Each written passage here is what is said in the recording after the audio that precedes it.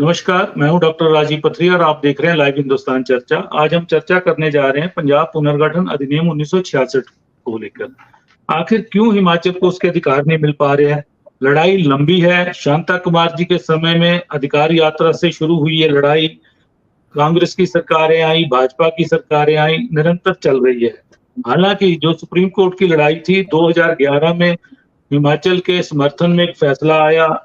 BBMB में power share तो मिला, लेकिन चंडीगढ़ कैपिटल में हमें शेयर नहीं मिला, आज तक शेयर नहीं मिला 7.19%। तो उसकी पैरवी के लिए अब मुख्यमंत्री सुखविंदर सिंह सुक्खू ने मंत्रिमंडल उप समिति का गठन किया है चंद्र कुमार जी की अध्यक्षता में। ये कमेटी इस 1966 के अधिनियम के तहत जो अंतर्राज्यीय समझौते हैं उनको खंगालेगी और वह एक रिपोर्ट मुख्यमंत्री को सौंपेगी, और वहीं पंजाब, हरियाणा जो इसके स्टेक होल्डर राज्य हैं और केंद्र के साथ चर्चा करेगी कि हिमाचल को चंडीगढ़ कैपिटल में भी 7.19% शेयर दिया जाए। और जो और मसले हैं, चाहे शानन प्रोजेक्ट है, चाहे और जो पंजाब की संपत्तियां हिमाचल में हैं, उनका भी हिमाचल को दिया जाए। तो आज हम इसी विषय पे चर्चा करने जा रहे हैं और आज हमारे साथ चर्चा में भाग ले रहे हैं वो पुराने ब्यूरोक्रेट हैं, बहुत ही सीनियर और वरिष्ठ भाजपा के विधायक हैं। जे.आर. कटवाल जी आज हमारे साथ जुड़े हैं, और कांग्रेस की तरफ से सुशांत कपरेड जी मुख्य प्रवक्ता इनके जुड़े हैं हमारे साथ, और वरिष्ठ पत्रकार अधीर रोहाल जी आज हमारे साथ जुड़े हैं। चूंकि कटवाल जी ने सरकार में रहते हुए भी इस मसले को देखा है, क्योंकि मुख्यमंत्री जी के साथ उनको कार्य करने का सौभाग्य था उस समय, और इनका हल्का भी जो है वो भी बीबीएमबी परियोजना से प्रभावित हल्का है। तो आज ये हमारे साथ चर्चा में जुड़े हैं। मैं कटवाल जी से इसकी थोड़ी पृष्ठभूमि और जो सुक्खू सरकार का ये प्रयास है वो कहाँ तक सफल होगा ये जानना चाहूंगा। जी कटवाल जी। धन्यवाद डॉक्टर पथरिया। जैसा कि आपने कहा, ये जो नया इशू शुरू हुआ है कि चंडीगढ़ में भी हमें 7.19% शेयर मिले, इसकी पृष्ठभूमि ये बनती है कि जब पंजाब रीऑर्गेनाइजेशन एक्ट हुआ और 1 नवंबर 1966 से लागू हुआ, तो 7.19% पॉपुलेशन जो पंजाब की थी वो हिमाचल को ट्रांसफर हुई, वो एरिया ट्रांसफर हुए। चंडीगढ़ को 3.5% हुआ और इसको हरियाणा को 37.51% हुआ, और पंजाब में जो पॉपुलेशन थी वो 51.8% थी। तो इस हिसाब से इसका एक बेसिक जो पॉइंट है, कंटूरिंग जिसको हम कहते हैं, जहां से आधार बनता है कि चंडीगढ़ अकेले ना पंजाब का है, ना हरियाणा का है, ना हिमाचल का, ना चंडीगढ़ का, ये सभी का है। और ये एक अच्छी बात है। माननीय शांता कुमार जी ने जब शुरू किया था, 77 में चीफ मिनिस्टर हुए, 90 में दोबारा हुए, तो ये रॉयल्टी और जो अपना जो शेयर है चंडीगढ़ में, या जो पंजाब रीऑर्गेनाइजेशन एक्ट के जो हमें प्रभाव थे, उसके ऊपर चर्चा शुरू हुई और उन्होंने इस मामले को उठाया भी। जहां तक बात रही बिलासपुर के, मैं झंडुता हल्के का विधायक हूं, और झंडुता हल्के में जैसे मैं कल भी इस चर्चा में भाग लिया था, तो मैं ये स्पष्ट कर दूं थोड़ा सा 3 लाइनों में कि पंजाब रीऑर्गेनाइजेशन एक्ट से पहले भाखड़ा डैम बनने की बात आई थी, और ये वक्त के जो प्रधानमंत्री हैं उन्होंने ये कहा था कि विस्थापन की दर्द भूल जाएंगे लोग, उनको या ऐसे तरीके से हम विस्थापित करेंगे, ये आधुनिक भारत का मंदिर है भाखड़ा डैम। हम सारे पहाड़ी लोग ने, गरीब आदमी ने सिर माथे पे ये बात ली, परंतु हुआ इसके विपरीत। मुझे विधानसभा में बोलने का मौका मिला, पिछले 5 सालों से मैं चर्चा करता हूं। इसमें कोई भी रिहेबिलिटेशन और रिसेटलमेंट पॉलिसी नहीं बनी थी उस वक्त। 71 में गाइडलाइन आई थी, जबकि डैम 61 में पूरा हो गया था और झील बन गई थी, विस्थापन हो गया था, हिसार में भेजे, राजस्थान में भेजे। वो आज भी पता है हम लोगों को कि किसी को भी वहां बहुत कम आदमी, 5-7% आदमी हैं जो वहां पहुंचे, नहीं तो वो डरा के धमका के वहां से छोड़ के आ गए। ये रही विस्थापन की कहानी। और उसके साथ ही आज भी बिलासपुर के जो नैना देवी क्षेत्र का बहुत सारा हिस्सा है, लगभग 45% जो सबमर्जेंस है और जो नुकसान है वो झंडुता हल्के को हुआ। मेरे पूरा जो तहसील है या उपमंडल है, सबको सबसे ज्यादा नुकसान हुआ। 60,000 पॉपुलेशन शिफ्ट हुई थी, विस्थापित हुई थी, और उसमें से 27,000 पॉपुलेशन झंडुता की थी। और जमीनों का मामला जहां तक था, वो जमीनें आधे से भी ज्यादा हमारी गई थी और 254 गांव इसमें डूबे थे, सब जलमग्न हुए थे। ज्यादातर पॉपुलेशन हमारी तरफ थी गंडूता की, फिर नैना देवी की और बिलासपुर का शहर गया था। तो ये बात है, इसका विस्थापन तो कुछ ठीक ढंग से नहीं हुआ। रही रीऑर्गेनाइजेशन के बाद हमारे हिस्से की बात, मैंने कुछ आंकड़े पढ़े हैं कि कितना पॉपुलेशन कहाँ शिफ्ट हुआ, तो उस हिसाब से चंडीगढ़ में भी एक बड़े जायज तरीके से हम कह सकते हैं कि हमारा हिस्सा बनता है। जैसे हरियाणा का होम सेक्रेटरी होता है चंडीगढ़ में, पंजाब का आईजी होता है, एसएसपी होता है, या कुछ अफसर पंजाब से आते हैं इस रेशो में, कुछ हरियाणा से आते हैं, परंतु हिमाचल के बारे में कुछ नहीं हुआ। भी पीजीआई में, मात्र पीजीआई में, जो कि राष्ट्रीय स्तर का संस्थान है, चंडीगढ़ में स्थापित है, तो उसमें कुछ एक अफसर, 2-3 एचएएस अफसर की पोस्टें होती हैं। जहां तक रही हिस्से की बात, तो हमारा अच्छे हर एक एक्टिविटी में हमारा हिस्सा भी होना चाहिए। ये सरकार ने जो, माननीय सुक्खू जी ने जो ये कमेटी बनाई है, ये बहुत अच्छा स्वागत योग्य कदम है। परंतु मैं इतना जरूर कहूंगा कि आपने देखा होगा, कभी नरसिम्हा राव ने बाहर एक डेलीगेशन भेजा था अमेरिका, तो वाजपेयी जी को उसका अध्यक्ष बनाया था, वो अपोजिशन के लीडर थे। और उसके बाद आप देखें कि ये जो मामला है, ये अकेले एक पार्टी का नहीं है। हमें पार्टी दलगत राजनीति से ऊपर उठकर इसके ऊपर चर्चा और पुरजोर तरीके से इसको उठाने का वक्त है। आज परिस्थितियां बेहतर हैं, केंद्र में एक अच्छी भावना वाली सरकार है। धीर जी, आप बताइए कि सुक्खू सरकार का ये इतना बड़ा कदम है, ये एक रंग लाएगा कि ये वही होगा कि कभी अधिकार यात्रा निकाल ली, कभी सुप्रीम कोर्ट चले गए और अंत में कुछ नहीं? जो हमारा 2011 में भी जो वर्डिक्ट आया था हमारी फेवर में, वो जो पुरानी बिजली की रॉयल्टी थी बीबीएमबी से, वो भी अभी तक हमें किस्तों में मिल रही, बिजली के रूप में मिल रही है। वो जो 4,000 के करीब कैश जो था, वो नहीं दिया गया है। तो ये कितना रंग लाएगा? जी अदीप जी। राजीव जी नमस्कार। सबसे पहले तो जो आपने बात की, तो आपके सवाल में ही इस बात का जवाब छुपा है। देखिए, हर हिमाचली चाहता है कि जहां पर भी हमारी हिस्सेदारी है वो मिले, और दलगत राजनीति से अलग जाकर अगर सभी पार्टियां जो हिमाचल में सक्रिय राजनीतिक दल है, स्वाभाविक सी बात है कि कांग्रेस और भाजपा ही है। तो जैसा कटवाल साहब अभी कह रहे हैं कि अगर कांग्रेस ने जो ये सब कमेटी बनाई है चंडीगढ़ के इशू पे, अगर इस इशू पे भारतीय जनता पार्टी भी साथ देती है तो अच्छी बात है। लेकिन डॉक्टर साहब, एक चीज इसमें क्लियर है कि ये प्रयास सतत निरंतर करने की जरूरत है। ये नहीं कि कोई सरकार आई, अब सब कमेटी बना दी गई है और 5 साल तक उस पर कुछ आगे हो, जो भी फॉलोअप्स होने हैं वो फॉलोअप्स ना हो। हमने बहुत पहले से देखा है इन मसलों पर कि इस मसले पर बार बार चंडीगढ़ में हिमाचल की हिस्सेदारी की बात उठती रही है। लेकिन स्वाभाविक सी बात है कि वो हिस्सेदारी किस तरह से हुई है। वो जो हिस्सेदारी होनी चाहिए हमारी, उस हिस्सेदारी में जो हमारा चंडीगढ़ का एडमिनिस्ट्रेटिव स्ट्रक्चर है, आप जानते हैं कि 16 साल में चंडीगढ़ रहा हूं और लगातार ये बात उठती रही हिमाचल की तरफ से भी कि वहां हिस्सेदारी हिमाचल को मिलनी चाहिए, जो भी वहां का एडमिनिस्ट्रेटिव सेटअप है एज ए यूटी। लेकिन उसमें समस्या ये आती है कि अभी 60-40 का रेशो जो चल रहा है, पंजाब चंडीगढ़ ले जाते हैं एडमिनिस्ट्रेटिव स्ट्रक्चर में, और यूटी रन, वो एक यूटी है तो होम मिनिस्ट्री उसको रन करता है पूरा का पूरा। तो जो सारी चीजें हैं कि अगर 7.19% हिमाचल भी हिस्सेदारी मांगेगा, जबकि अभी पंजाब और हरियाणा के बीच ऑलरेडी चंडीगढ़ में बहुत डिस्प्यूट रहा है। मैंने खुद देखा है, पीजीआई को छोड़कर बाकी चंडीगढ़ में कहीं भी हिमाचल को एडमिनिस्ट्रेटिव सेटअप में हिस्सेदारी नहीं मिलती। बहुत पहले की बात है कि थोड़ी बहुत हिस्सेदारी पीजीआई में जो इनका इंजीनियरिंग विंग है वहां पर भी थी। वहां मिस्टर श्रीधर नाम से एक इंजीनियर थे हिमाचल कैडर के, तो वो रहे हैं।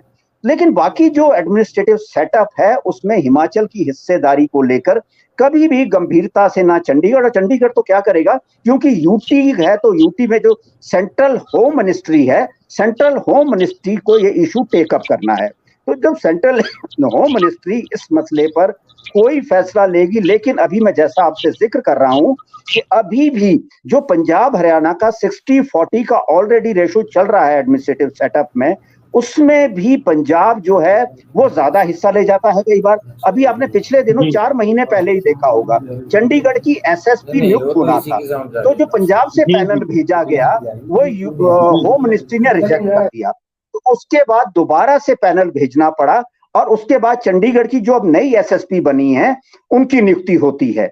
तो ये झमेले जो हैं ये बहुत पेचीदा मसला है। अच्छी बात है हिमाचल सरकार ने इसको टेकअप किया है, लेकिन मैं जैसा आपसे जिक्र कर रहा हूं कि मेरे चंडीगढ़ रहते हुए भी पिछली हर सरकार ने इसको टेकअप किया, लेकिन उसमें जो लगातार फॉलोअप्स होने चाहिए और इसको जो हैंडल करना है वो सेंट्रल होम मिनिस्ट्री करेगी। तो होम मिनिस्ट्री, जैसा कटवाल साहब कह रहे हैं कि हमारे संबंध अच्छे हैं, सेंटर हमारी बात सुनता है, अब सेंटर राज्यों की कितनी बात सुनता है ये तो हम देख रहे हैं पिछले काफी समय से।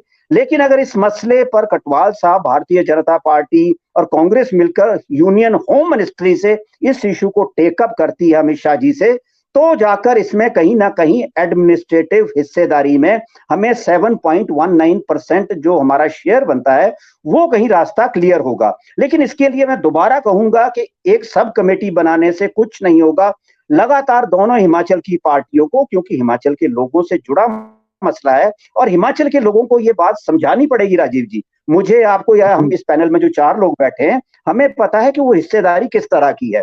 तो वो हिस्सेदारी एडमिनिस्ट्रेटिव है कि वहां की लैंड पे भी है, तो लैंड पे नहीं है, वो एडमिनिस्ट्रेटिव एक हिस्सेदारी है हमारी जो हमें मिलनी चाहिए, लेकिन इसको लगातार टेकअप करना पड़ेगा। जी अधीर जी, जैसे ही ये सब कमेटी का गठन हुआ और पंजाब से रिएक्शन आया कि ये एक साजिश है, बेतुका है, पंजाब इसे सिरे से खारिज करता है, क्योंकि पंजाब इसके ऊपर पूरा अपना हक बताता है कि चंडीगढ़ हमारी है, जबकि हरियाणा कहता है कि जब ये पुनर्गठन हुआ था उससे पहले ये अंबाला जिला का हिस्सा था चंडीगढ़।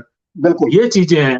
आबादी के हिसाब से, जैसे कटवाल साहब ने कहा कि आबादी के हिसाब से हमें इतना हिस्सा मिला, लेकिन हमें ना तो वहां के स्टाफ में, प्रशासनिक ढांचे में कोई हमारी भागीदारी है। पीजीआई का एक अलग मैटर है, ठीक है, वो केंद्र से जुड़ा हुआ सीधा मामला है, लेकिन यूटी में अभी तक यूटी प्रशासन चल रहा है, क्योंकि पंजाब को भी कोई लैंड नहीं दी गई है वैसे देखा जाए, और ना ही हरियाणा को है कोई इस तरह का कोई भी ये है। लेकिन पंजाब पुनर्गठन एक्ट में ये कहीं स्पष्ट नहीं है कि हिमाचल को चंडीगढ़ में इतनी लैंड भी दी जाएगी। बिल्कुल। तो ये दावा कैसे लीगली तौर पे कैसे हमारा जायज रहेगा, क्योंकि अभी तो ये कमेटी खंगालेगी इन चीजों को। जी कटवाल जी बोलना चाह रहे।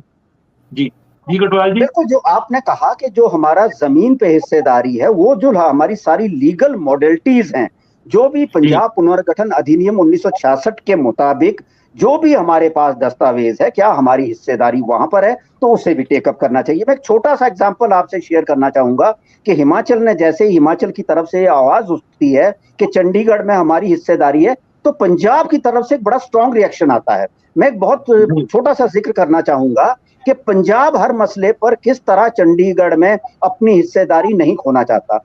आप जानते हैं पंजाब यूनिवर्सिटी 2006-7 में कवर कर रहा था, तो सेंट्रल गवर्नमेंट उससे मनमोहन सिंह की थी, इसको सेंट्रल यूनिवर्सिटी बनाने का पूरी तैयारी कर दी गई और सारी चिट्ठियां पंजाब यूनिवर्सिटी के अंदर, बहुत बड़ा एक आंदोलन चला सभी वर्गों का, सभी ने चिट्ठियां दे दी। पंजाब में बादल सरकार थी, बादल साहब ने भी चिट्ठी दे दी, लेकिन वहां पर कांग्रेस के अंदर ही पंजाब से विरोध हो गया। कैप्टन अमरिंदर सिंह ने विरोध किया कि पंजाब का जो चंडीगढ़ में हित है उसको दांव पर लगा दिया, तो अगले ही दिन बादल साहब को वो चिट्ठी वापस लेनी पड़ी। और छोटा सा मसला पंजाब यूनिवर्सिटी का था, क्योंकि पंजाब यूनिवर्सिटी जो है उसे ना चंडीगढ़ चलाता है, वो एक्ट बाय पार्लियामेंट चल रही है पंजाब यूनिवर्सिटी। तो ये बहुत पेचीदा मसला है। इस मसले पे मैं फिर कह रहा हूं कि इस मसले पर सभी दलों को, और जो सारी लीगल मॉडलिटीज हैं हमारी, उन चीजों को ध्यान में रखकर अपना दावा करना चाहिए। और हम सभी जानते हैं कि बीबीएमबी में जो कटवाल साहब की पीड़ा है बिल्कुल जायज है, कि उसमें किस तरह आज भी विस्थापित हुए लोग किस तरह की परिस्थितियों का सामना कर रहे हैं। उसके बावजूद जो हिमाचल का शेयर था, जो 4000 करोड़ नगद मिलना था, वो हमें पूरी तरह से नहीं मिला। जो रॉयल्टी के मसले हैं, शानन है या दूसरे प्रोजेक्ट्स हैं, उन चीजों पे हमारा पंजाब के साथ लगातार अभी तक कुछ सॉल्व नहीं हुए हैं। तो इस पे मिलकर ही काम आगे करना पड़ेगा। जी कटवाल जी, जनसंख्या के हिसाब से जो आया हमें, लेकिन हमें मिला कुछ नहीं। अब इन दस्तावेजों को दोबारा से खंगाला जाएगा। उस समय शांता कुमार जी ने शुरुआत की, लेकिन एक दौर आ गया उसके बाद, अचानक आतंकवाद का एक लंबा दौर रहा और उस दौरान जाहिर है कि पंजाब के साथ इन चीजों को टेकअप नहीं किया गया, क्योंकि पंजाब वैसे ही कष्ट में था। तो उसके बाद दोबारा सुप्रीम कोर्ट में गया, लेकिन सुप्रीम कोर्ट का वर्डिक्ट बड़ा क्लियर है कि वो सिर्फ हमें बीबीएमबी की पावर जनरेशन के शेयर को लेके है, कहीं भी चंडीगढ़ के हिस्सेदारी को लेके उस ना तो वो केस भी वैसा किया गया था, क्योंकि आप तो जुड़े रहे उस दौरान। तो इसका क्या निकलेगा आगे, अंत क्या निकलेगा? धन्यवाद। जैसे अधीर कह रहे थे कि पंजाब यूनिवर्सिटी ऑल पर्पसेस के लिए सेंट्रल यूनिवर्सिटी की तरह होती है, एक्ट ऑफ पार्लियामेंट है, बहुत सारी फाइनेंशियल ग्रांट्स जो है पंजाब यूनिवर्सिटी को दिल्ली से केंद्र सरकार से आती हैं, और पंजाब यूनिवर्सिटी में engineering university institute of engineering technology, dental college, ये सारे खुले। फिर भी एक ग्रुप की ऐसी भावना रही कि इसका नाम पंजाब ही रहे। तो ये देखने वाली बात है कि आप इस पे जी, ये देखने वाली बात है कि इसको हम किस तरीके से, मैंने कल भी बोला था कि ये एक पार्टी का मुद्दा नहीं है, एक राज्य के व्यक्तियों का, एक समाज का मुद्दा है। पंजाब की जो भावना रहती है वो रहती है। माननीय मुख्यमंत्री पंजाब अभी शायद वो जब डैम बन गया था तब पैदा भी नहीं हुए थे, बाद की बात है। इसके कुछ ऐतिहासिक तथ्य हैं, वो हमें समझने जरूरी हैं। और ये जब सब दल बैठ के इस इशू को करेंगे, टेरिटरी यूटी बन गई, अच्छी बात है, वो जमीन हमारी नहीं हो सकती, हम मानते हैं। जाहिर प्रशासन में जो शेयर है, जो यूनियन टेरिटरी बन जाती है वो यूटी है, और उसमें जो प्रशासन रन करने का शेयर है वो 7.19% हमें मिलना चाहिए। और इसके लिए जो कमेटी बनाई हिमाचल सरकार ने, मैंने कल भी बोला था कि इस कमेटी को सर्वदलीय कमेटी देना चाहिए इसका नाम। ऐसे ये कोई एक गवर्नमेंट की, एक डिपार्टमेंट की कमेटी नहीं हो सकती। एक राज्य के इशू को लेकर एक दूसरे राज्य से और केंद्र सरकार से बात करने का मामला है। तो हमें ये देखना चाहिए कि इस मतलब सरकार को कि सभी दलों के प्रतिनिधि हों, और जब विचार अलग अलग आते हैं तो उसमें जवाब भी उसी तरीके से निहित होते हैं, उसमें आंसर्स भी होते हैं।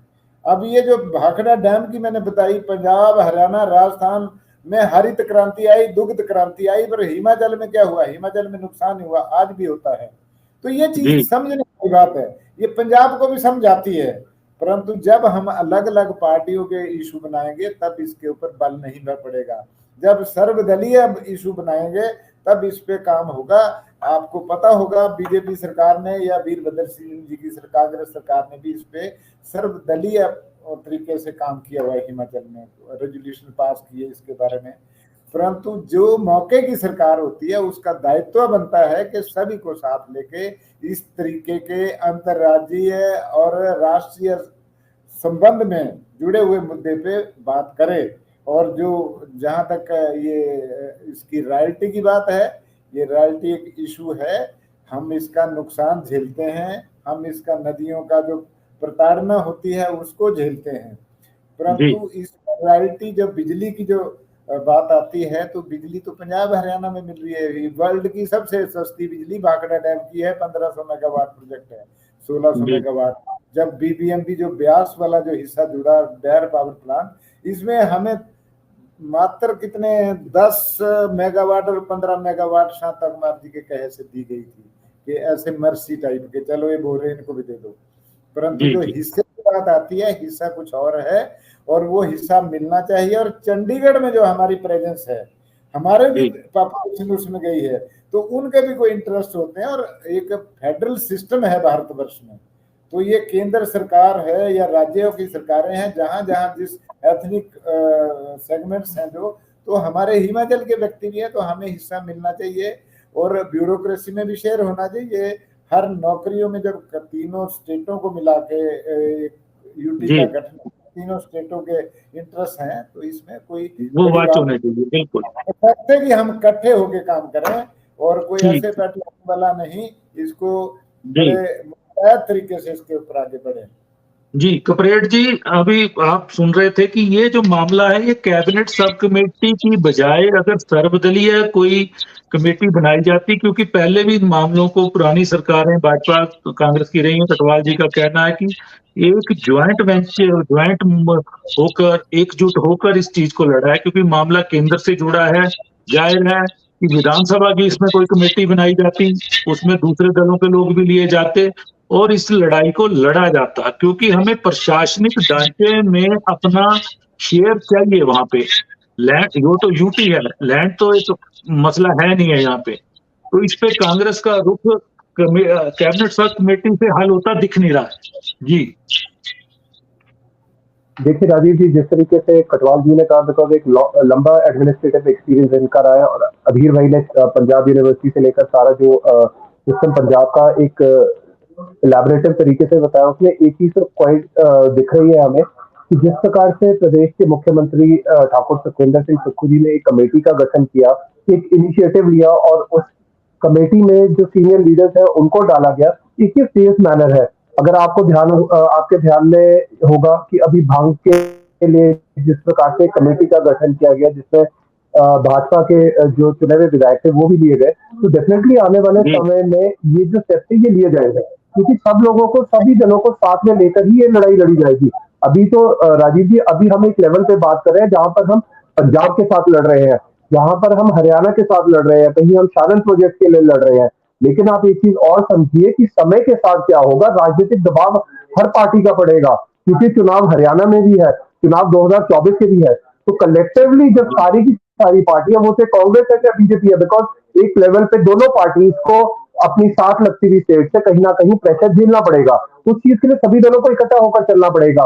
और जिस तरीके से कटवाल जी ने कहा, वो बिल्कुल एक अच्छा इनका सजेशन है, और जिसको हम भी कांग्रेस पार्टी के माध्यम से माननीय मुख्यमंत्री महोदय के सम्मुख लेकर जाएंगे, क्योंकि उप मुख्यमंत्री मुकेश अग्निहोत्री जी भी इस चीज को क्लियर कर चुके हैं कि जो हमारे प्रदेश का स्टेक है, we need it back. Administrative share की अगर हम बात करें, मुझे अभी तक याद है कि काफी लोग हिमाचल के जो है वो चंडीगढ़ में सर्विसेज देते थे, लेकिन अब रिटायरमेंट हो रही है, नए लोग नहीं लग पा रहे हैं। तो जब तक हमारी शेयर डिसाइड नहीं होता, तब तक यूटी में हमारे एम्प्लॉइज नहीं आ पाएंगे। और अगर आप एक चीज देखें, बीबीएमबी की अगर हम बात कर रहे हैं, शालन प्रोजेक्ट की अगर हम बात कर रहे हैं, तो प्रदेश के हितों को बचाने के लिए सारी पार्टियों को एक साथ होकर चलना पड़ेगा। जी, जब जैसे ही कैबिनेट सब कमेटी का गठन हुआ, पंजाब का एक बहुत बड़ा रिएक्शन आया कि ये हिमाचल की साजिश है और इसको हम सिरे से खारिज करते हैं। पंजाब का रवैया जाहिर है कि बिल्कुल ठीक नहीं रहेगा। केंद्र के सहयोग से ही हम इन चीजों का हल कर सकते हैं, और उसके लिए एक वातावरण बनाना कपरेट जी बहुत जरूरी है। अकेला नहीं चला जाएगा, क्योंकि केंद्र में भारतीय जनता पार्टी की सरकार है, उसकी सहारे के बिना नहीं जाया जाएगा। तो कटवाल जी का सुझाव जायज है कि जाहिर होता है कि कैबिनेट सब कमेटी की बजाय कोई विधानसभा की कमेटी बनाई जाए। जी किसान जी, देखिए राजीव जी, एक चीज समझना तो हम लोगों को भी पड़ेगा, जिस प्रकार से सरकार एक रिफॉर्मेटिव मोड पे है और जिस तरीके से निर्णय ले रही है। अभी आप देखिए, जिस प्रकार से शालन प्रोजेक्ट पे हम लोग लड़ रहे हैं, बीबीएमबी के इशू पे हम लड़ रहे हैं, तो एक इनिशिएटिव लिया, ये फर्स्ट लेवल है जहां पर हम लोगों ने सरकार के जो सरकार की जो विरोधी है वाटर सेक्टर, उसने पार्लियामेंट अपने असेंबली में प्रस्ताव पारित करके विरोध कर दिया। जब एनओसी की शर्त बीबीएमबी ने खत्म की, तब भी उसने चिट्ठी लिखी केंद्र को। पंजाब पूरी तरह विरोध में है। आम आदमी पार्टी की सरकार है, नई नवेली सरकार है, उनको पड़ोसियों के संबंधों से कुछ लेना देना नहीं है। जाहिर है इसमें भारतीय जनता पार्टी का अगर सहयोग लिया जाए तो ये मामला सिरे चढ़ सकता है, नहीं तो ये 1970 से चली आ रही चीजें हैं, ये फिर वैसे ही बहती रहेंगी। जी कबरेट जी। देखिए राजीव जी, जिस तरीके से कटवाल जी ने कहा, वो डेफिनेटली एक वेलकम स्टेप है, और हम तो संगठन के माध्यम से सरकार से ये निवेदन करेंगे कि भाजपा के जो इसमें प्रतिनिधि है उनको भी लिया जाए, बिकॉज कलेक्टिव लेवल पे मैं अभी क्यों स्पेसिफिकली इस चीज को कह रहा हूँ, ये राजनीति से ऊपर उठ के ये बात कह रहा हूँ, क्योंकि 2024 के चुनाव आएंगे, हर पार्टी का प्रेशर पड़ेगा। पंजाब के, हरियाणा के चुनाव आएंगे, वहां से बीजेपी की सरकार है, वहां से प्रेशर पड़ेगा। तो कलेक्टिवली स्टेट के हितों की जब लड़ाई लड़नी है, तो सबसे बड़ा तो प्रदेश है, प्रदेश के बाद राजनीतिक दल आते हैं, तो सब लोगों को इकट्ठा होकर चलना पड़ेगा। और जिस तरीके से कटवाल जी ने ये बात कही है, ये डेफिनेटली हम भी संगठन के माध्यम से माननीय मुख्यमंत्री जी से आग्रह करेंगे कि भाजपा के जो इसमें प्रतिनिधि है वो भी सम्मिलित किया जाए और इसको सिरे चढ़ाया जाए, बिकॉज कहीं ना कहीं हमें अपनी आर्थिकी को मजबूत करने के लिए अब स्ट्रॉन्ग जो रेफॉर्मेटिव मोड पे जाना ही पड़ेगा। जी जी जी कटवाल जी, कपरेड़ जी का भी स्पष्ट है कि मिलके चलना पड़ेगा, वो भी मुख्यमंत्री जी को सुझाव देंगे संगठन की तरफ से, क्योंकि पंजाब अब हरियाणा में आपकी सरकार बीजेपी की जाहिर है, जब हम यूटी पे क्लेम करेंगे अपने प्रशासनिक ढांचे पे उस पे, तो वो भी विरोध करेगा कहीं ना कहीं, क्योंकि 40-60 में चल रहे हैं पंजाब और हरियाणा अभी तक वहां पे। जी कटवाल जी। बात ठीक है, असली बात है पंजाब रीऑर्गेनाइजेशन एक्ट। मैंने अपनी व्यथा भी बताई थोड़े से चंद शब्दों में। जी जी जो पंजाब रीऑर्गेनाइजेशन एक्ट है उसका हिस्सा मैंने पढ़ा था कि चंडीगढ़ को जो पॉपुलेशन चंडीगढ़ एरिया में बसती थी वो 3.5% थी। टेरिटरी को हम नहीं बोलते, परंतु इतना जरूर है कि जो वहां के इंटरेस्ट देखने के लिए सर्विसेज में या वहां की जो एक्टिविटीज में हमारा हिस्सा 7.19%, 7.19% जो है वो जायज है और वो एक्ट में प्रावधानित है। वो किसी भी तरीके से नजरअंदाज अगर हुआ है तो अब टाइम आ गया है कि सब दलों को, अब कोई ऐसा जमाना नहीं है कि फास्ट कम्युनिकेशन वाला टाइम है। पहले जमाने में हो सकता है चिट्ठियां लिखी साल बाद मिली या कोई उस पर कोई गौर हुई या ना हुई। अब तो एक सेकंड में आप दिल्ली बात करो, एक सेकंड में यूएस से बात करो, चंडीगढ़ और हरियाणा और अमृतसर तो बिल्कुल घर के गांव की तरह है हम एक दूसरे के नजदीक। तो ये बात जो मैं कहता हूं ये तथ्यों पर आधारित होने के साथ साथ एक्ट का हिस्सा है। 7.19% जो है इसको समझना चाहिए। ये पंजाब के सीएम को या किसी और सीएम को इस पे कोई ऐतराज इसलिए नहीं करना चाहिए कि ये हमारा वैसे चला हुआ है। अरे भाई हमने पानी दिया हुआ है, ये पानी जो यहाँ से गया है, जो हरित क्रांति आई, दुग्ध क्रांति आई और पंजाब ये फूड बॉल ऑफ इंडिया बोला गया पंजाब हरियाणा को, ये इस पानी की वजह से है। ये बिजली आज भी हरियाणा, राजस्थान, बीकानेर, जैसलमेर, जोधपुर में बिजली और पानी की अधिक्य है, परंतु मेरे क्षेत्र में आज भी बिजली और पानी का एक इशू रहा है अब तक। अब हमने पिछले 5 जिन्होंने जबकि बलिदान दिया है, जबकि बलिदान देने वाले आज भी महरूम हैं इन चीजों से। सैक्रिफाइसिंग पॉपुलेशन जो है वो बिलासपुर जिला है और उसमें से भी कोर जो एरिया है वो झुंडुता हल्का है। और माननीय उस वक्त के प्रधानमंत्री पंडित जवाहरलाल नेहरू के शब्द हैं कि लोग विस्थापन का दर्द भूल जाएंगे, इतने अच्छे तरीके से हम करेंगे। मैंने बताया हिसार और अनूपगढ़ पंजाब राजस्थान में हमें बसने नहीं दिया गया, वहां से आज भी मामले चले हुए, कुछ नहीं देते। आज भी लोगों के मुरब्बों पे वहां के स्थानीय लोगों के कब्जे हैं, कब्जे आज भी नहीं छुड़ा पाए हैं। तो ये बातें ये एक मानवता के इंसानियत के तरीके से समझने की बात है। कानून भी हमारे पक्ष में है परंतु और तथ्य भी हमारे पक्ष में है। और मैं ये कहता हूं किसी भी सरकार के लिए, चाहे वो पंजाब की चाहे हरियाणा की, 5 को 5 बोलना सीखना आना चाहिए। ये ऐसा नहीं कि हम पंजाब के हैं, हम हरियाणा के, हम ये बोलेंगे हम चंडीगढ़ के हैं। जो तथ्य हैं वो इस एक्ट में प्रावधानित हैं, इसमें इनकॉर्पोरेटेड हैं, हम वैसे नहीं बात कर रहे हैं। और ये जो हमें मिलना था ये बहुत पहले मिल गया होता। और अब हम कोई ये भीख मांगने वाली बात नहीं है। जब सब दल मिलकर इकट्ठा काम करेंगे हिमाचल में ये चीज आगे बढ़ेगी। और अब पहले की अपेक्षाकृत चीजें जल्दी आगे बढ़ती हैं इस जमाने में, क्योंकि आईटी का युग है और फास्ट कम्युनिकेशन का युग है। और कोई भी चीज जो है कोई ज्यादा डिले ना लोग बर्दाश्त करते ना सरकारें बर्दाश्त कर सकती हैं। तो मेरा यही मानना है कि सर्वदलीय कमेटियों का गठन हो। और जैसे मैंने एक एग्जांपल दिया, बहुत बड़ा इशू था यूएसए में जाना था यूएनओ में, तो वाजपेयी जी को नरसिम्हा राव जी ने अध्यक्ष भेजा। तो ये कोई एक बहुत बड़ी बात थी, ये सोच की बात थी। ये तो बड़ा छोटा है उसके अपेक्षाकृत 2 राज्यों का एक छोटा सा मसला है और इसको समझने की और समझने के बाद समझाने की आवश्यकता है। अक्रॉस द टेबल बैठेंगे बात समझ आएगी। इसमें चंडीगढ़ में कोई ऐसा थोड़ी है कि उनके 20 आदमी 5 हमारे भी चले जाएंगे, हमारा भी हित साध लेंगे। हम भी पीजीआई में जैसे 2 आदमी होते हैं, 2 अफसर होते हैं, तो हम भी कभी कभी टेलीफोन करके के यार ये ज्यादा बीमार है, इसका किडनी ट्रांसप्लांट है, कुछ मदद कर दीजिए। यही अपनापन रहता है। और ये एक एक्सटर्नल बेनिफिट होता है। नहीं तो हमने कोई वहां जाके कोई खेती थोड़ी करनी या कोई बिजनेस करना।